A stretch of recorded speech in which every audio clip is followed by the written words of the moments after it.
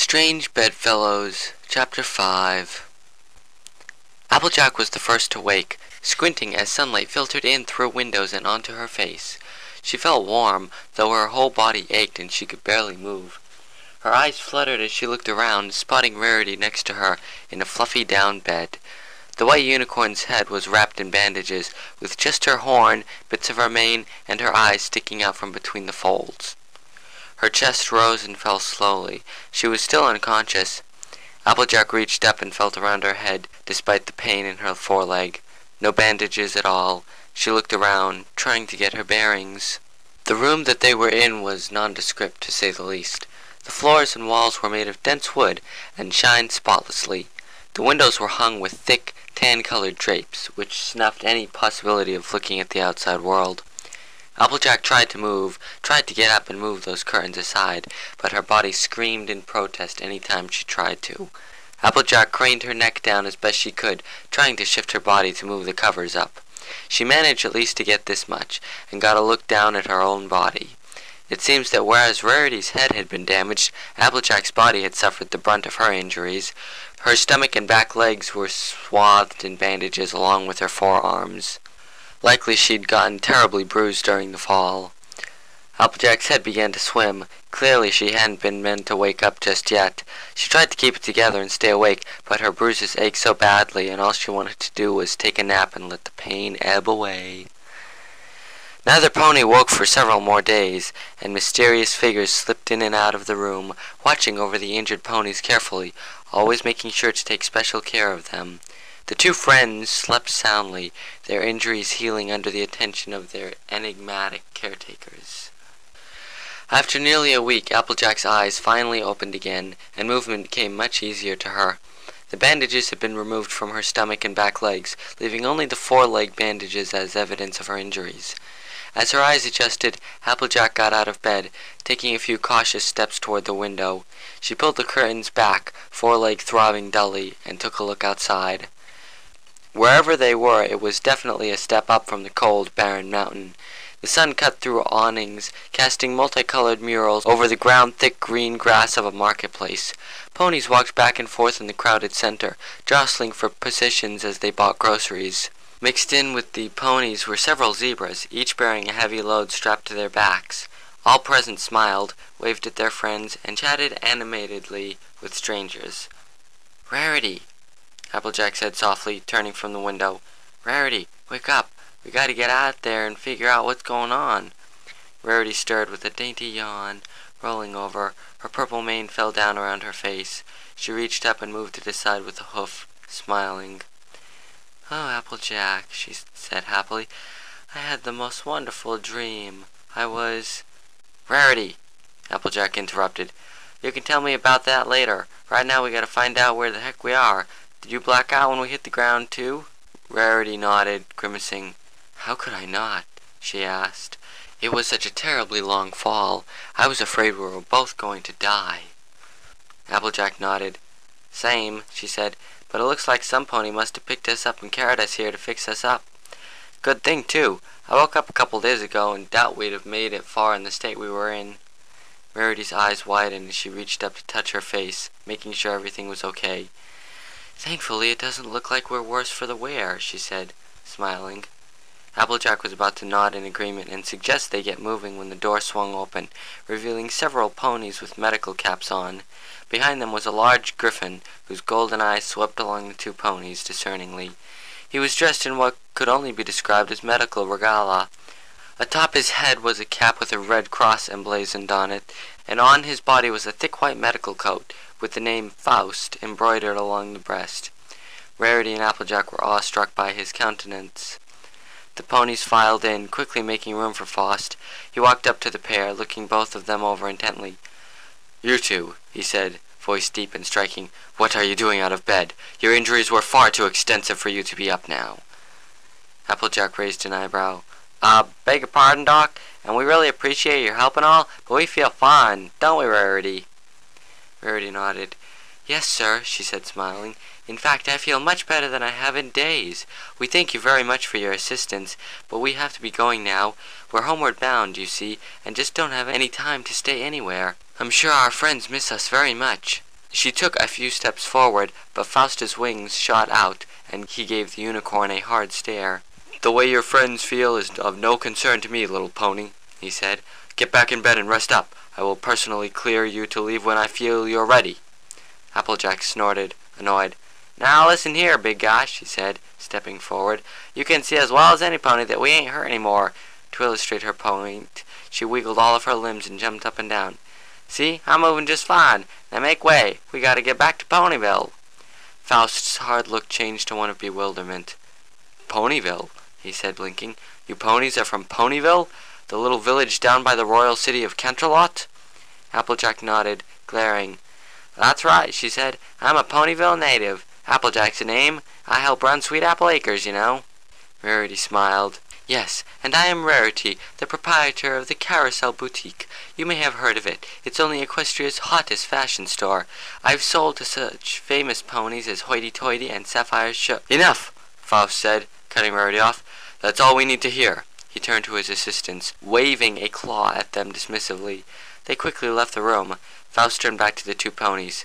"Seeing that you are indeed physically healthy, I give you clearance to leave. Do not cause any trouble while you're here, or I will be the one to dispense justice as the Elder's enforcer." Rarity frowned. "But Mr. Faust, if you don't mind me asking, where exactly is here? And who is this Elder you're talking about?"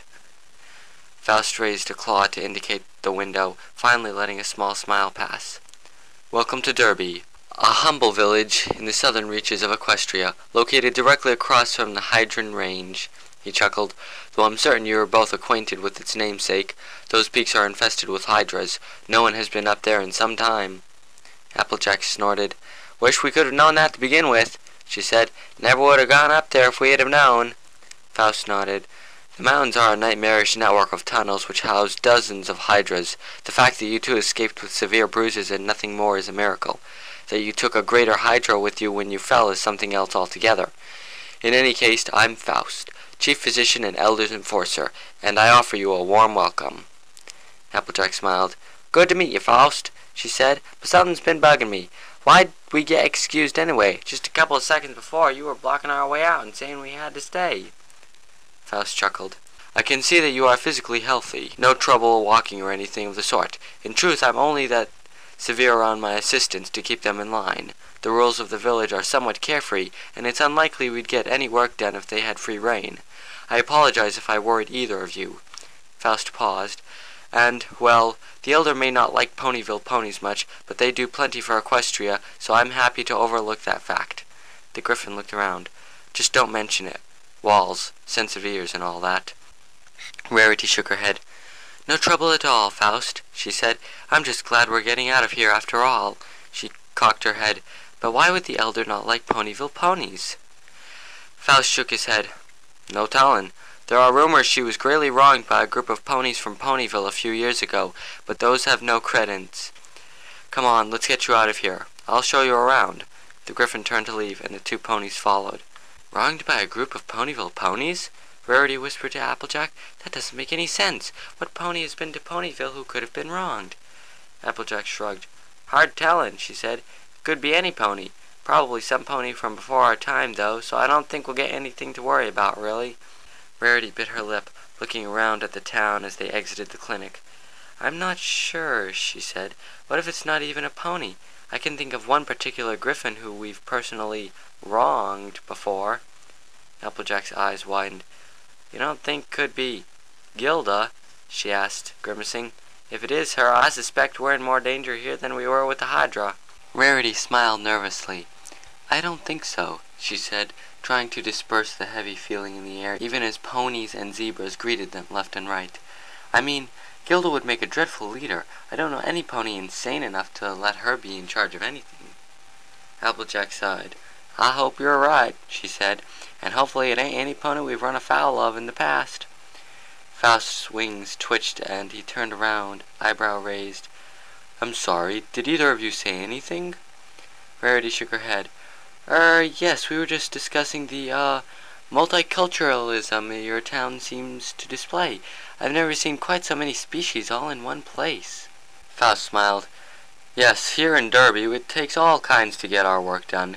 Many of our Pegasi do weather patrols. Griffins mostly handle jobs that require both muscle and wings, as well as village defense. Earth ponies grow crops on the outskirts of town, and unicorns handle various other tasks, depending on their magical abilities. The doctor swept a claw through the air. Really, we're quite well organized for so recently gaining a new elder. Applejack cocked her head. Recently? How recently, exactly? Faust tapped his chin in thought. Not sure, actually, he said. I arrived fairly recently myself. The new elder was already in place when I showed up. I've been living here about a year now. Applejack raised an eyebrow. You've only been living here a year, and now you're already in the second most powerful position this village has to offer? Well, forgive me asking, but don't you figure that pony in charge would promote someone a little, well, closer to home or something? Faust shrugged. I thought the same thing, but making a habit out of questioning the elder isn't good, so I keep quiet about it. I migrated here from further south, in the next kingdom over. I'm sure you've heard of us. Avania? Rarity said. I think they taught us about Avania in one of our school lessons. She smiled sheepishly. Though I can't say I paid much attention in school myself. I was more concerned with my fashions than anything else. Applejack chuckled. Same here, only I was too focused on work to get any proper school in at all, you see. But I get by well enough. Faust blinked. Yes, well, in any case, I moved from there to escape political conflicts. On my way I found Derby, was treated very well by the elder, and before I knew it, she was asking me to be her chief medical officer and enforcer. He smiled. Well, I'd fallen in love in little Derby in that time, so I agreed wholeheartedly. Rarity looked around. To be honest, Faust, she said, this really doesn't seem like the kind of place that needs medicine or enforcers.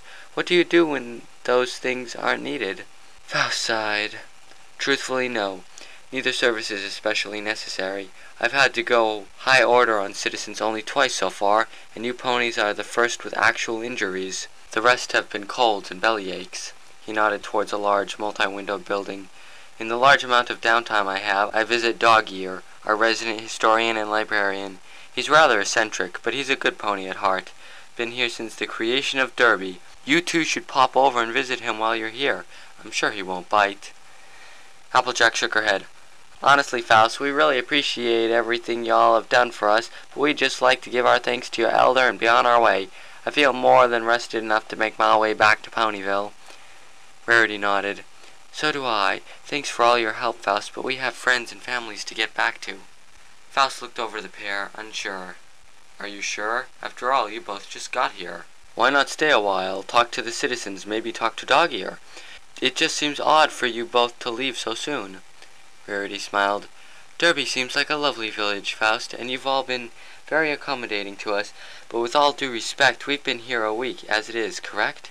Faust nodded. Well, I think that's more than enough time spent resting, even if we were unconscious. If we don't get back on the road, we may never make it back.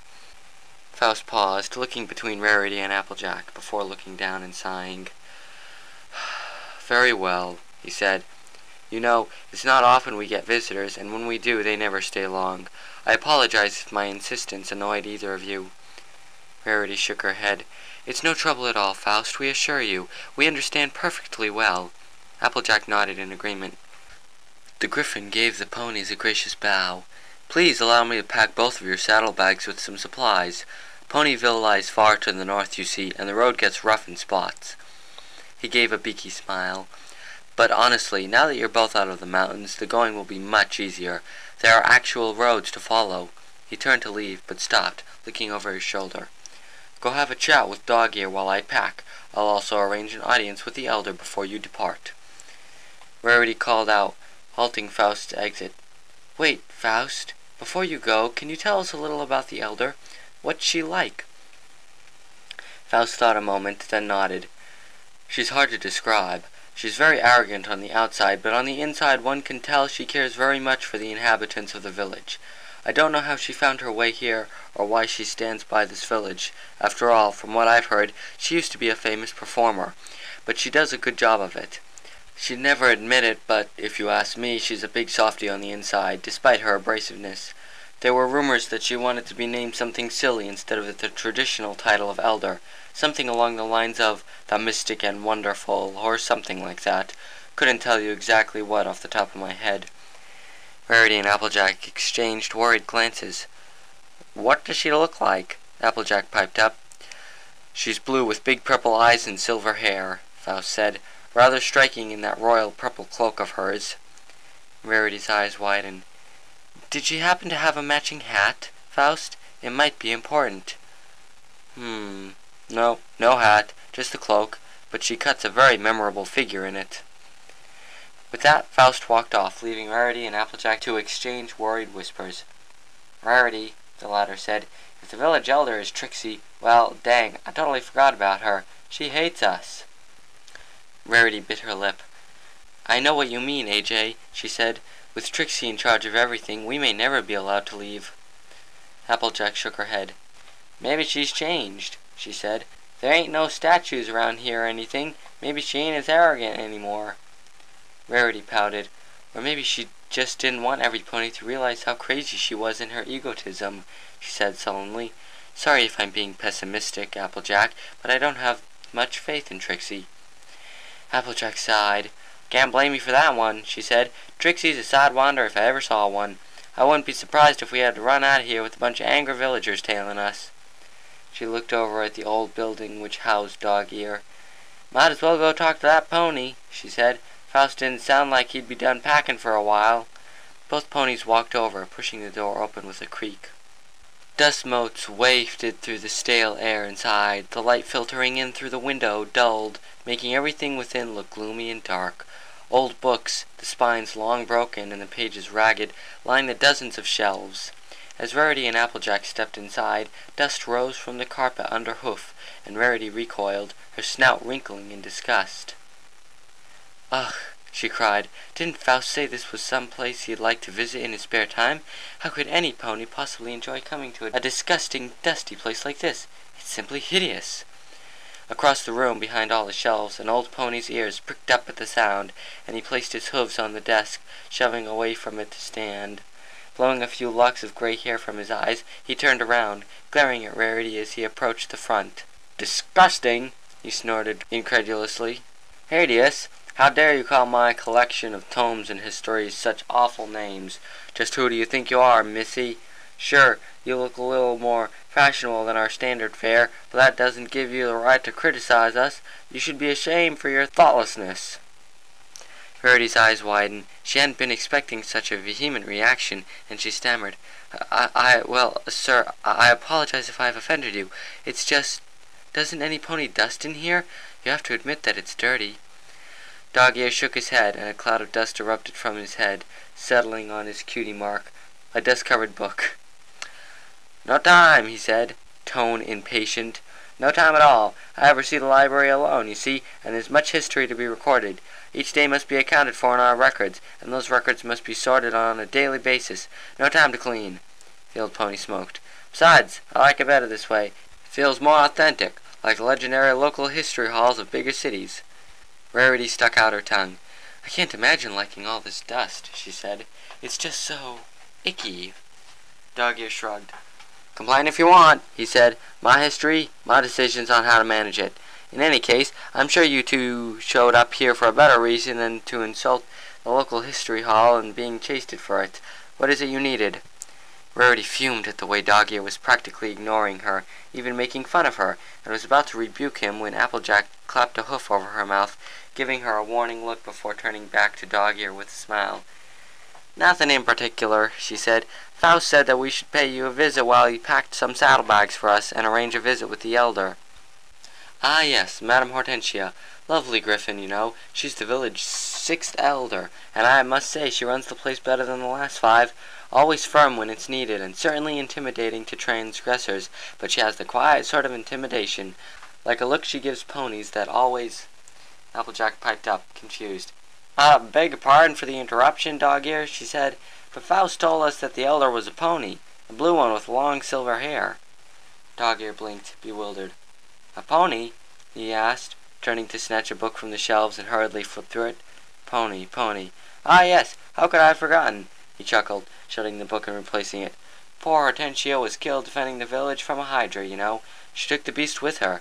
Celestia, bless her, but she went far before her time.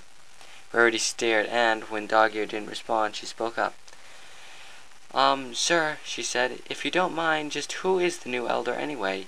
What's her name? Dog-Ear smiled. She is young, but very fierce and big-hearted. Lovely mare. She showed up from the north, with a big loud stage show. Applejack grimaced, seeing that the old pony's eccentricity was really senility. Dog-Ear, she asked, please, what's her name? How long's she been here? Dog-Ear started. Sorry, he asked, her name? Why didn't you just say so in the first place? He picked up the same book as before, flipping through it again. Ah, yes, here it is. Madam Trixie, great and powerful, originally of Hoofington, child of... Well, there's no record of her birth or parents. She's been elder for 3 years now, and I must say she's done better than the last 6, despite her arrogance. Rarity was becoming more and more irritated with Dog-Ear by the second, and glared even as her stomach flipped over with the news. But I thought you said she was big-hearted. Dog-Ear chuckled, shaking his head. Child, you need patience, he said. She is both arrogant and big-hearted. Madam Trixie is a mare of many traits, and few of them coincide, but I believe that at heart she truly cares about the ponies, zebras, and griffins of Derby. She rarely makes public appearances, not counting shows, and when she does, she tries to be cold and aloof. If you ask me, she's not fooling anyone, though I can tell you that she's far too ambitious. It always seems to me like presiding over a village might not be enough for her. Applejack cocked an eyebrow. You say she's been here 3 years? Dog-Ear nodded. Well, if she'd been here that long, what's she done to help the village? Dog-Ear grinned widely. Madame Trixie, he said, has revitalized the economy of this village by opening trade routes with the neighboring towns. She's a shrewd negotiator, though she may not seem like it when you meet her. I swear it must be all the time she spent performing. Rarity opened her mouth to respond when the door creaked open and Faust walked in, smiling. On his back were 2 sets of saddlebags, each filled to the brim with supplies. Applejack, Rarity, he said, I trust Dog-Ear hasn't given you two a hard of a time. The Griffin winked, and Dog-Ear smiled. Oh, away with you, Faust, he said. You know I haven't scared any pony away for many years now. In any case, I've simply been sharing the wonders of local Derbian history with them. He grinned at the 2 ponies. Did you know that this village is actually only 60 years old? Why, I'm older than this place is. Faust rolled his eyes good-naturedly. Oh, blow away, you old windbag, he said, dropping the bags. You'll bore them to death with your stories. The doctor nodded at the bags. Thank you both for waiting. These bags are for you to take on your journey back to Ponyville. There's a map in each bag, as well as ample food. The elder will be waiting for you in her cottage at the north end of the village, next to the main road's entrance. Good luck to both of you. With that, the Griffin bowed and disappeared through the curtains. Rarity turned back to Dog-Ear, finally smiling. Maybe this day wouldn't turn out to be so bad after all. Thank you for your time, Dog-Ear, she said, and I'm terribly sorry about the things I said. You do a very good job for being only 1 pony. Dog-Ear nodded graciously. And thank you, too, for gracing me with your visit. I get far too few visitors these days. In fact, sometimes it seems like that whippersnapper Faust is the only one. For a moment the old pony looked sad, but it left as quickly as it came, and he grinned widely. I wish you both luck on your journey. Don't forget about us. Applejack beamed. Wouldn't dream of it, she cried as she and Rarity left. The walk down the road to Trixie's cottage was fairly long, and left the duo plenty of time to think about everything that could go wrong. Against them, she could force them to stay in Derby forever. With power over this many ponies, there was no end to the things she could do to them. But Faust and Dog-Ear seemed to trust her, they figured, so maybe she really had changed after all. Hopefully that was the case. Trixie's cottage was a humble little thing, a simple wood and stone building built near the edge of town, just as described. Rarity knocked on the front door tentatively. "Enter!" came an all too familiar voice. Rarity placed a hoof on the door and swung it open, the old hinges creaking. Inside it was light, and at the other end of the cottage, sure enough, was Trixie, using her magic to fill out paperwork. She didn't bother looking up as she spoke. "I am very busy at the moment," she said. "What is it that you require?" Rarity cocked an eyebrow, noticing that Trixie had stopped using the third person. "Faust said he set up an appointment," she said. "Applejack and I wanted to thank you for providing us care and safety. After we fell down the mountain, we might not have survived without you." Trixie snorted, finally glancing up. A small pair of reading glasses sat perched on her nose, and Rarity finally noticed she wasn't wearing her hat. It sat next to the desk. "Oh, it's you two," she sneered, voice dripping with venom. "Come to gloat about what happened back in Ponyville, have you? I haven't forgotten, you know." Rarity sighed. "Trixie, please, we're not here to feud with you. We simply want to inform you of our gratitude." Trixie smirked. "A shame that Trixie, I want none of your thanks," she said, and Rarity snorted. "I control an entire village now. Your Twilight can't claim that. I have allowed this village to prosper under my hoof. Your Twilight, I imagine, is still just a little filly who pretends to be special because she is the princess's apprentice."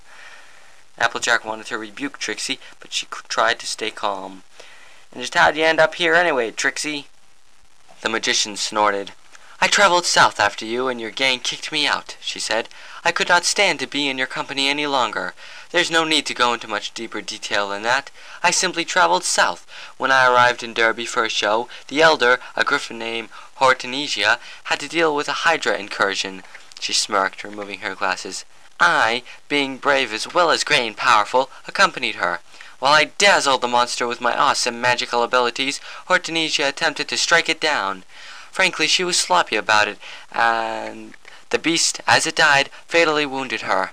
With her dying breath, Hortensia named me her successor for my bravery in the face of impossible odds." Though Applejack knew that was a load of horse apples, she didn't bother calling Trixie out on it.